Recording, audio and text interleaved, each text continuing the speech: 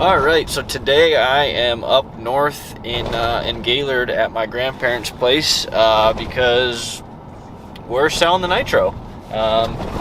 Basically, I'm trying to buy a house. The Nytro is just an extra sled, and it'd be kind of nice to have the money right now. So I'm up here to load it up into the truck, and I'm also going to be up here for some work stuff. But up here to, okay, Paul, Brent, somebody buy that. You need it.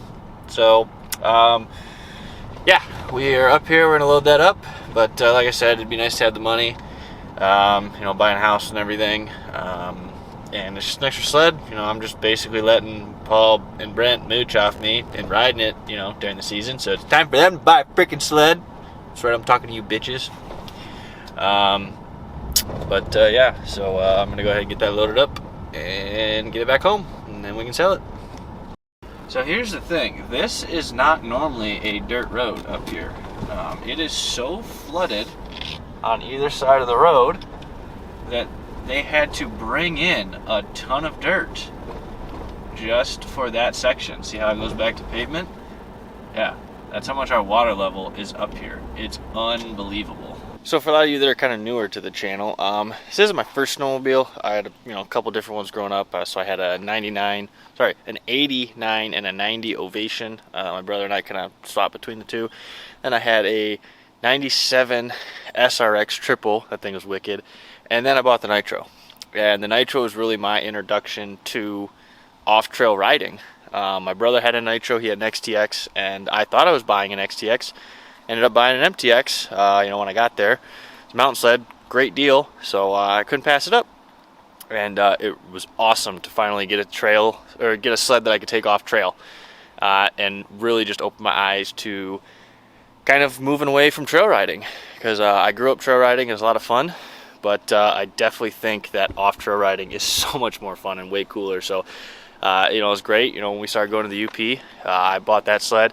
Tim ended up buying his free ride that same year, and yeah, it definitely kind of just got our channel into why we ended up building the trailer and going up to the UP. So I owe a lot to this sled.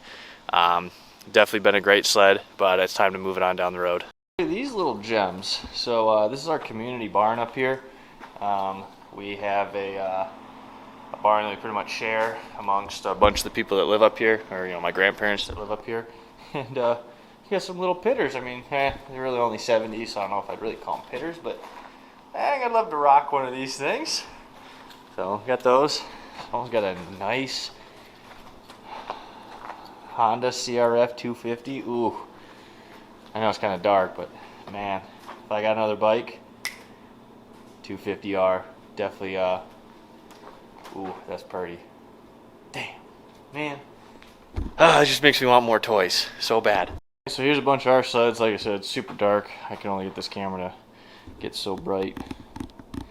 But we got Anthony's Nytro, a couple of my uncle's MXZs, my parents' old Ventures, and then here's the Nytro.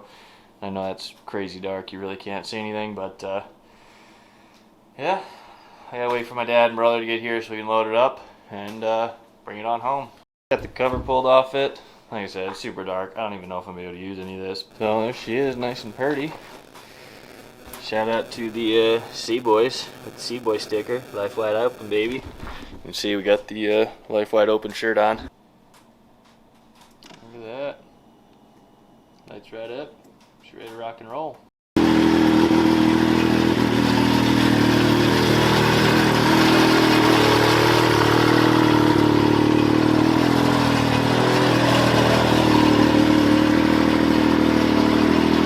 Battery was pretty dead, so I'm just letting it run a little bit. Hopefully charge it back up. I don't got to pull it and charge it, but yeah. As you guys may have remembered, I replaced the track on this last year, so brand new track, add reverse and a bunch of maintenance stuff, so she's minty, ready to rock and roll.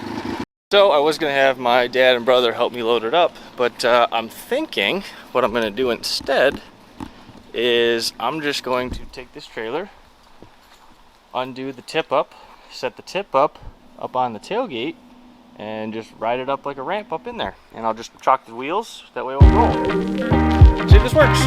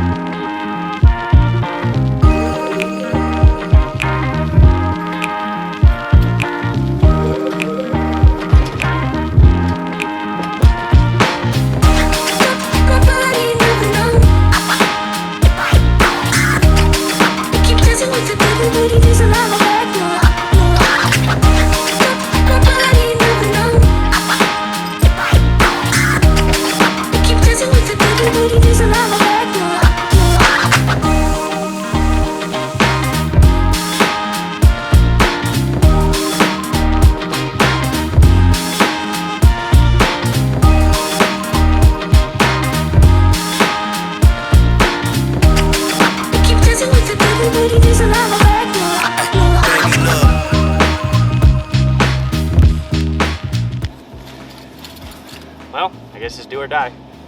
We'll see if this works. Could end sketchy. We'll find out.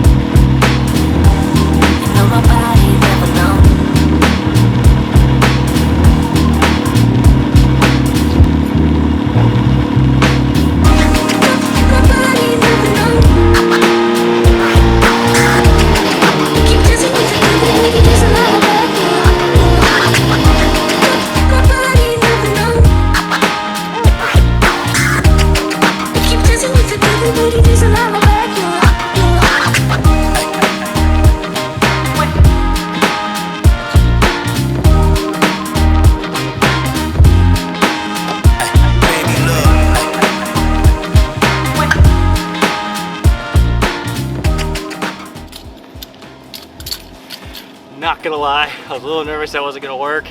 The trailer pivoted the first time and we just chalked the tires differently. But I was nervous it might just ram it into the back of the truck, or it'd slip out, dip, and I'd ram the nose of the snowmobile in the front of the truck, but it worked. Loaded it all by myself, so awesome.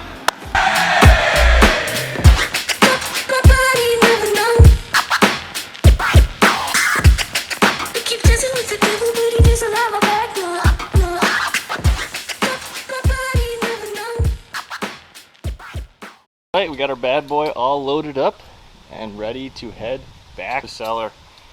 It is, like I said, it's a bittersweet moment.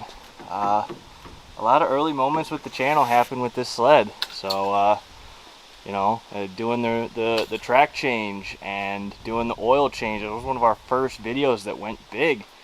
You know, it's kind of sad to see it go, but it's time to pass it on to someone else who's going to be able to get a ton of use out of it and get a little cash in my pocket. So hopefully we can bring you guys some cooler stuff with the Polaris and getting the truck up and running. Give you an idea of how much our water level has changed. See this path leading down here? See where the water level is? There used to be a beach all right here. As you can see, these are steps. There's more steps. Those steps right there, I don't even know if you can see them. There's steps right there and some boulders, and there's just a rock wall, and then the beach, and then where the water was. That used to be a peninsula, and now it's all just underwater.